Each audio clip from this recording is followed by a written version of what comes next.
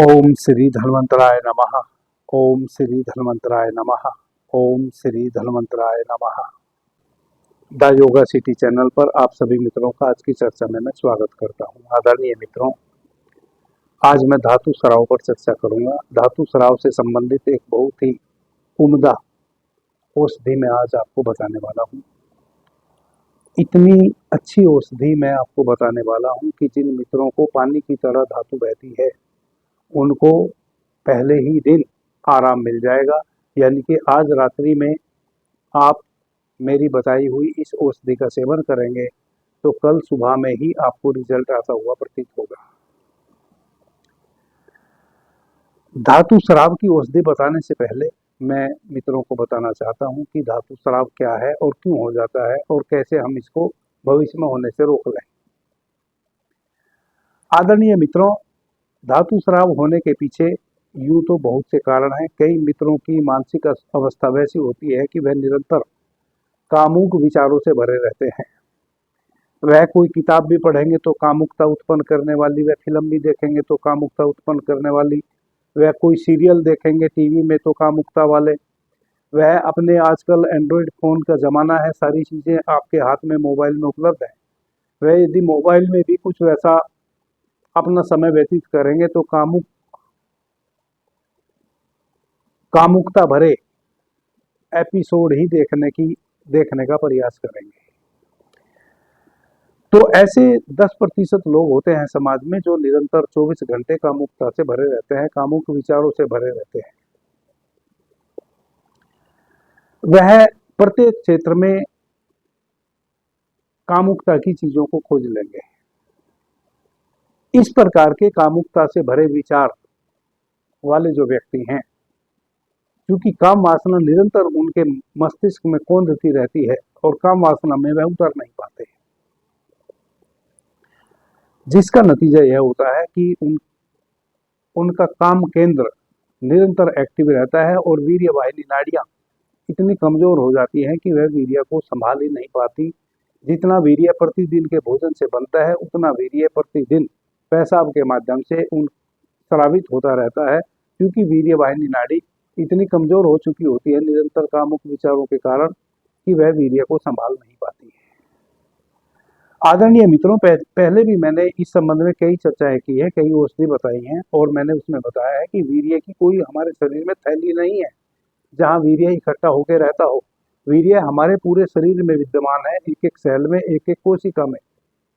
शुक्राणुओं का निर्माण तो हमारे अंडकोश में होता है, लेकिन वीर्य हमारे पूरे शरीर में व्याप्त होता है। वह तभी वीर्य वाहिनी नाड़ियों में पूरे शरीर से इकट्ठा होकर प्रवेश करता है जब हम किसी कामुक विचार से भरते हैं। तो एक तो इस कारण से हमारी धातु दुर्बल हो जाती है, वीर्य पतला हो जाता है, धातु स्राव होने लगता है। दूसरा, गलत भोजन ग्रहण करने से तीखे, चरपटे, बासी, कुचिष्ट, अधिक मीठे, अधिक तीते, अधिक खट्टे निरंतर ग्रहण करने के कारण भी हमारे ब्लड में एक गर्मी व्याप्त हो जाती है और जो हमारे रक्त से वीर्य बनता है वह चूंकि शुद्ध फिर नहीं बनता, पतला बनता है। पतला वीर्य होने के कारण उसको भी वीर्य वाहिनी नाड़ी संभाल नहीं पाती है और वह भी उसका भी स्राव हमारे मूत्र मार्ग से पेशाब के माध्यम से निरंतर होता रहता है। तीसरा कारण, शुद्ध घी और शुद्ध दूध अब चूंकि उपलब्ध नहीं है, जिस कारण से शरीर के भीतर की स्निग्धता समाप्त हो गई है, उष्णता आ गई है। 75% भारत गांव में बसता है और 25% भारत शहर में बसता है। अब जो 25% भारत शहर में बसता है उसको तो कभी शुद्ध दूध और शुद्ध घी उपलब्ध है ही नहीं। 75% भारत गांव में बसता है, उनमें भी 25% लोगों को शुद्ध दूध और शुद्ध घी उपलब्ध अब नहीं है। जो स्वयं की गाय या भैंस गांव में किसान पालते हैं, बस उन्हीं को शुद्ध दूध और शुद्ध घी उपलब्ध है। जितने भी हमारे भोज्य पदार्थ हैं सभी लगभग डीएपी और यूरिया खाद के द्वारा उत्पन्न हैं, जिस कारण से आप दालों को सेवन करते हैं तो सभी दालों का टेस्ट अब एक जैसा लगने लगा है। अब गांव में भी दूध और घी शुद्ध रूप में उपलब्ध उन लोगों को भी नहीं है जो अपनी गाय भैंस स्वयं की पालते हैं। उनके दूध घी में भी 10% की कमी आ गई है, क्योंकि वह भी जो गाय भैंस को चारा खिलाते हैं वह डीएपी और यूरिया के द्वारा तैयार हुआ चारा है। इसलिए शुद्ध दूध और घी तो अब लगभग समझो कि भारत में समाप्ति ही हो चुका है। लेकिन फिर भी गांव में जो अपनी गाय भैंस किसान पालते हैं उनको कम से कम दूध और शुद्ध घी मिल रहा है।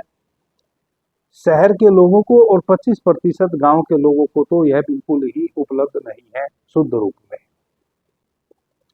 इस कारण से भी हमारे शरीर के अंदर एक ड्राइनेस आ गई है, चर्बी तो बढ़ती है, लेकिन जो भोजन हम ग्रहण करते हैं उससे सप्त धातु का जो निर्माण होता है, अंतिम धातु जो वीर्य धातु बनती है, वह शुद्ध रूप में नहीं बनती है।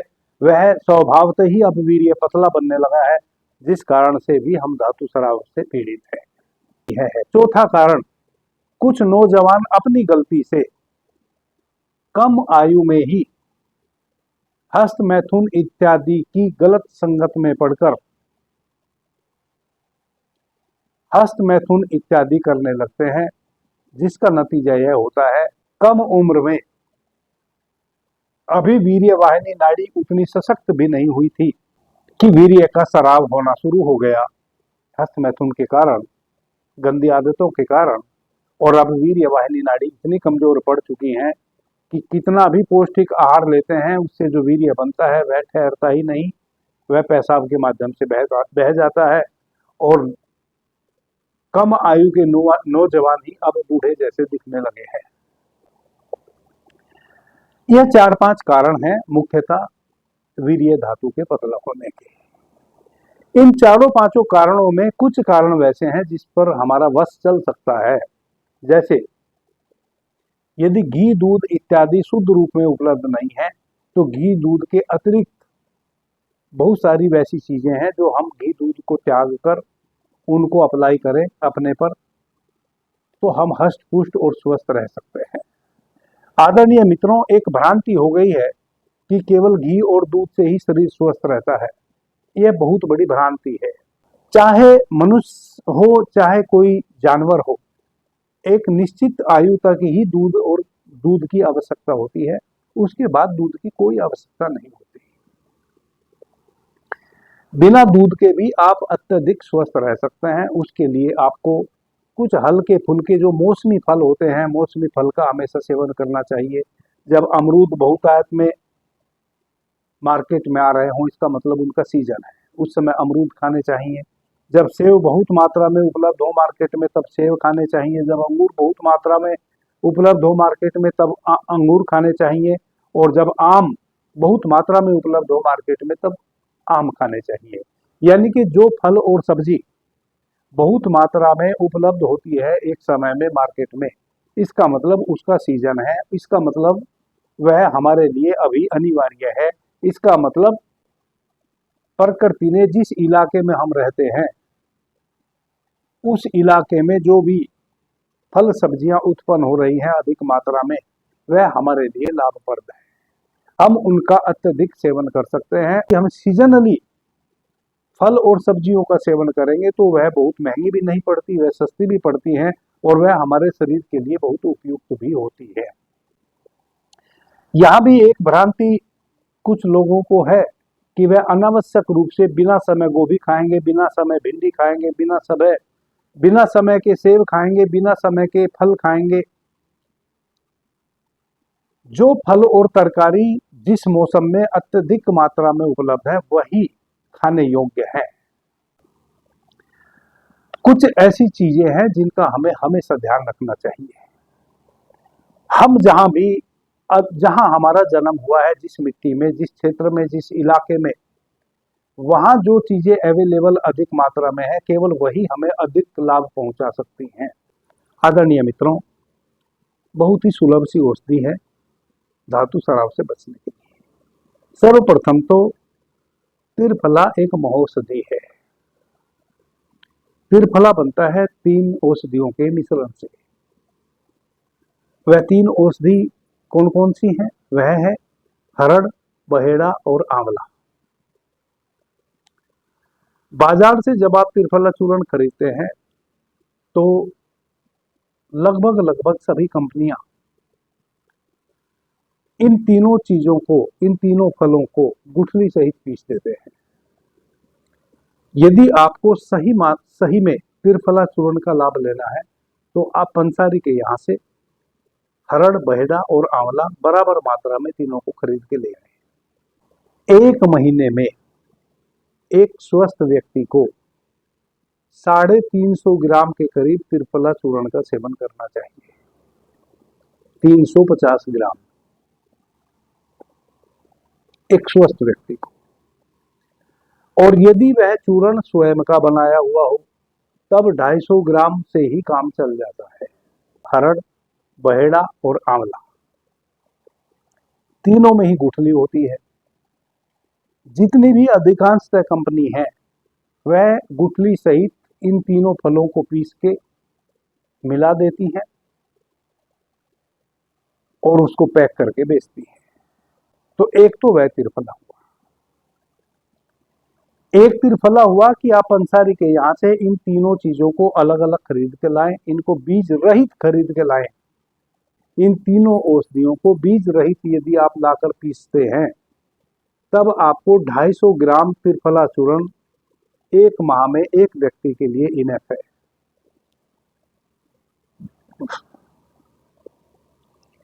यदि आप किसी कंपनी का बना बनाया त्रिफला चूर्ण सेवन करना चाहते हैं तब आपको एक महीने में 350 ग्राम त्रिफला चूर्ण की आवश्यकता पड़ेगी। धातु शराब के पेशेंट के लिए यह एक बहुत ही अनमोल हीरे जैसी औषधि है।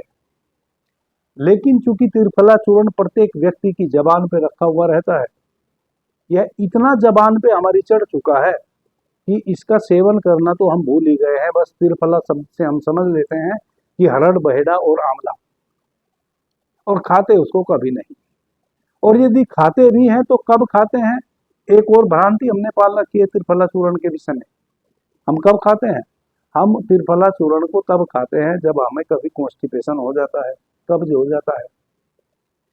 सच्चाई यह है कि यदि कभी आपको कब्ज हो जाए और आप त्रिफला चूर्ण सेवन करें तो वह कब्ज त्रिफला चूर्ण से दूर नहीं होता है। इस कारण से भी फिर त्रिफला चूर्ण के प्रति आपके भीतर एक हीन भावना बन जाती है कि त्रिफला चूर्ण एक बेकार की औषधि है, इससे कुछ भी नहीं होता। त्रिफला चूर्ण खाने वालों को कभी कॉन्स्टिपेशन हो नहीं सकता। त्रिफला चूर्ण खाने वालों को कभी पतले दस्त लग नहीं सकते। त्रिफला चूर्ण खाने वालों को कभी आंव युक्त मल में आंव बन नहीं सकता। त्रिफला चूर्ण खाने वालों को कभी गैस नहीं बन सकती। त्रिफला चूर्ण खाने वालों की आंखों की कभी रोशनी नहीं जा सकती। यह सारी चीजें तब होती हैं जब हम निरंतर त्रिफला चूर्ण का सेवन करें। लेकिन यदि हमें कॉन्स्टिपेशन हो गया, यदि हमें गैस बन रही है, यदि हमें आंव युक्त दस्त हो गए हैं, तब हम त्रिफला चूर्ण का सेवन करते हैं तो त्रिफला चूर्ण आपको कोई लाभ नहीं पहुंचाता। लाभ तो फिर भी पहुंचाएगा, लेकिन चूंकि आपके पास समय नहीं होता है उस समय त्रिफला चूर्ण को समय देने का, फिर आप निरंतर सप्ताह 2 सप्ताह त्रिफला चूर्ण खाएंगे तो कब्ज भी दूर हो जाएगा। लेकिन उतना समय आपके पास होता नहीं है। आपको तो कब्ज ने जकड़ा हुआ है, आपको तो आज रात में खाए सुबह पेट साफ होना चाहिए, नहीं हुआ तो त्रिफला चूर्ण छोड़ के फिर आप किसी दूसरी औषधि को कल रात में सेवन करेंगे, जबकि त्रिफला चूर्ण निरंतर खाने की चीज है। आदरणीय मित्रों, आश्चर्यचकित होंगे तो जिन मित्रों को भी धातु पतली हो गई है, पेशाब में वीर्य स्राव होता है, भी कारणों से जो 4-5 कारण मैंने पीछे गिनवाए हैं उनमें से कारण कोई भी हो, एक कारण तो स्पष्ट है, वह यह है कि वीर्य वाहिनी नाड़ी इतनी कमजोर हो गई है कि वह अब धातु को रोक नहीं पा रही है। चाहे जिस कारण से भी धातु स्राव आपको हो रहा हो, त्रिफला चूर्ण खाने से आपको 3 लाभ होंगे। एक तो जो धातु स्राव के लिए मैं अभी आपको औषधि बताने वाला हूं, उस औषधि को खाने से आपको कॉन्स्टिपेशन हो सकता है, तो त्रिफला चूर्ण यदि साथ में खाएंगे तो कॉन्स्टिपेशन नहीं होगा। दूसरा, त्रिफला चूर्ण यदि आप निरंतर खाएंगे तो कभी भी आपके पेट में गर्मी नहीं बढ़ेगी, ताप नहीं बढ़ेगा। और त्रिफला चूर्ण यदि आप निरंतर खाएंगे तो जो भी भोजन आप ग्रहण करते हैं, चाहे कुछ भी आप खाएं, वह सही समय पे आपके उदर में डाइजेस्ट होगा, यानी कि आपका अग्नाशय उसको सही समय पे पकाएगा, भोजन को पचेगा भोजन, और सही मात्रा में उस भोजन से रस बनेगा। फिर उस रस से समान अनुपात में सातों धातुओं का निर्माण होगा और शुद्ध रूप में होगा। वीर्य धातु बहुत कीमती धातु है, वह सबसे अंतिम धातु है। इसी बूंदे रक्त की जलती हैं तब एक बूंद वीर्य धातु बनती है शरीर के भीतर। तो यदि आप निरंतर त्रिफला चूर्ण का सेवन करेंगे, सातों धातुएं सही परिमाण में आपके भीतर बनेंगी और शुद्ध रूप में बनेंगी। कोई धातु यदि पहले से विषाक्त है, उसको भी शुद्ध करने का कार्य त्रिफला चूर्ण करेगा। तो यह तो हुए त्रिफला चूर्ण के लाभ। जो धातु आपके भीतर बन रही है उसका स्राव अनावश्यक रूप से ना हो, उसके लिए औषधि को आप नोट कर लें। आदरणीय मित्रों, अखरोट आता है, अखरोट का फल आता है। आप 250 ग्राम अखरोट का फल ले आए, अखरोट ले आए। अखरोट की जो गिरी है वो आप निकाल लें, उसका छिलका ले लें। उस छिलके को एक मिट्टी की हंडिया ले लें और उसमें उस छिलके को भर दें। फिर उस मिट्टी की हंडिया पे एक मिट्टी का ही ढक्कन लगा दें और मुल्तानी मिट्टी थोड़ा सा पानी में गूंद के उसको चारों तरफ से बंद कर दे। उस ढक्कन को चारों तरफ से मुल्तानी मिट्टी उस पर लगा दे ताकि वह बिल्कुल बंद हो जाए। अब उसको आप तसले में, एक बर्तन ले ले, तसला ले ले, उस तसले में कुछ गाय के उफले ले आए। उन गाय के उफलों के बीच में उस हंडिया को रख दे और उन उफलों को सुलगा दे। रात्रि में उनको सुलगा के आप छोड़ दें। सुबह तक वह उफले जल के अग्नि बनेगी, अग्नि से फिर उसकी राख बन जाएगी। सुबह में उस हंडिया को उन उफलों में से निकाल के ले आए। जब आप उसका ढक्कन खोलेंगे तो जो भीतर आपने अखरोट के छिलके उसमें रखे हैं वह कोयला बन चुके होंगे। एक तो होती है राख, एक होता है कोयला। उनकी राख नहीं बनेगी, उनका कोयला बन जाएगा भीतर। राख तब बनेगी जब आप उसको डायरेक्ट अग्नि में जलाएंगे। आपने चूंकि हंडिया में जलाया है तो वह कोयला बनेंगे, ना कि राख बनेंगे। अब उस कोयले को आपने निकाल लिया, उसको बहुत बारीक डस्ट बनाया। इतना बारीक उसको पीस लेना है कि एक मलमल के कपड़े में वह अच्छे से छन जाए।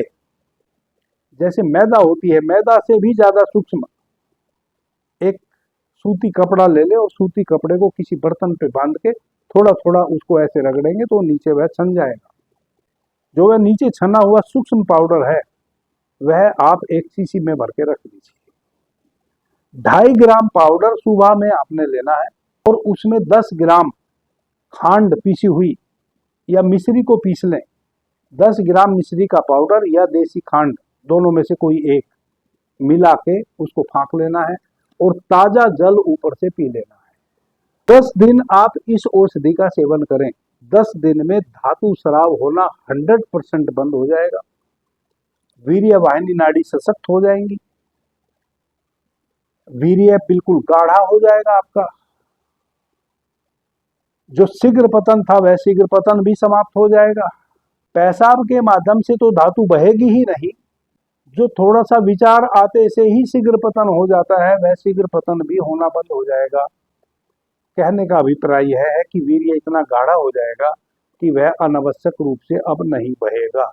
यदि त्रिफला चूर्ण का सेवन नहीं करेंगे तो आपको कॉन्स्टिपेशन हो जाएगा, कब्ज हो जाएगा। 1% भी फिर यह औषधि कार्य नहीं करेगी, क्योंकि यह एक कोयले की राख है। इसको डाइजेस्ट करने के लिए आपको त्रिफला चूर्ण का सेवन करना ही होगा। 10 दिन आप इस औषधि का सेवन करें सुबह खाली पेट। 10 दिन के बाद इसको आप बंद कर दें। त्रिफला चूर्ण आप निरंतर अपने जीवन में संकल्पबद्ध होके अपनाएं। जीवन में कभी दोबारा आपको धातु स्राव की प्रॉब्लम नहीं होगी। और त्रिफला चूर्ण के कारण और जो लाभ मिलते हैं, जैसे कि गैस नहीं बनना, सही समय पर भोजन का परिपाक होना, कॉन्स्टिपेशन आपको कभी नहीं होगा, आमयुक्त दस्त आपको कभी नहीं होंगे, कभी भी खट्टी मीठी ढकारे आपको नहीं आएंगी, पेट से संबंधित लगभग सारे विकारों से आप हमेशा बचे रहेंगे यदि आप कंटिन्यू त्रिफला चूर्ण का सेवन 3 से 5 ग्राम की मात्रा में गर्म पानी से या दूध से भी आप रात्रि में सेवन कर सकते हैं, करते रहे तो। आदरणीय मित्रों, कई पीछे वीडियो में हमने चर्चा की है, हमारे द्वारा जो बनाई गई गुरु अमृता औषधि है, जो लकवा रोगियों के लिए, गठिया रोगियों के लिए, फैटी लीवर वालों के लिए, माता बहनों को जो सिस्ट हो जाता है ओवरी में हार्मोन्स इनबैलेंस होने के कारण, या गर्भाशय में गांठ बन जाती है, या थायराइड बढ़ जाता है, उनके लिए वह औषधि वरदान है। आप उस औषधि को यदि मेरे यहाँ से लेना चाहते हैं तो प्रत्येक 15 दिन में हम दिल्ली में उस औषधि का वितरण कर रहे हैं। इस वीडियो के डिस्क्रिप्शन में एक व्हाट्सएप नंबर है। आप पूरे भारतवर्ष में कहीं से भी हैं, उस व्हाट्सएप नंबर पर आपको जो व्याधि मैंने बताई, इनमें से कौन सी व्याधि है, वह अपने शहर का नाम और अपने राज्य का नाम लिखकर मुझे भेज दे। जब आपके शहर में 50 लोगों को इस औषधि की आवश्यकता होगी तो हम आपके शहर में ही इस औषधि को जाकर वितरित करेंगे। यदि आपको बहुत इमरजेंसी होगी तो आप दिल्ली से आके ले जाएंगे। एक व्हाट्सएप चैनल का लिंक है इस वीडियो के डिस्क्रिप्शन में, उसको आप सब्सक्राइब कर लें। कहीं भी जहां भी हम इस औषधि का जब भी वितरण करेंगे, आपको उस व्हाट्सएप चैनल के माध्यम से पता चल जाएगा। आपके नियरेस्ट जब भी इस औषधि का वितरण हो रहा होगा, आप जाके वहां से रिसीव कर लेंगे। दूसरी बात, कभी भी जो नंबर हमने व्हाट्सएप का प्रोवाइड किया है उस पर फोन ना करें। फोन आप करेंगे, मैं फोन नहीं उठा पाऊंगा। अभी के लिए इतना ही। आपने मुझे ध्यान से, प्रेम से सुना, उससे मैं बहुत अनुग्रहित हूँ। सभी मित्रों को मेरा प्रणाम, धन्यवाद। हर हर महादेव।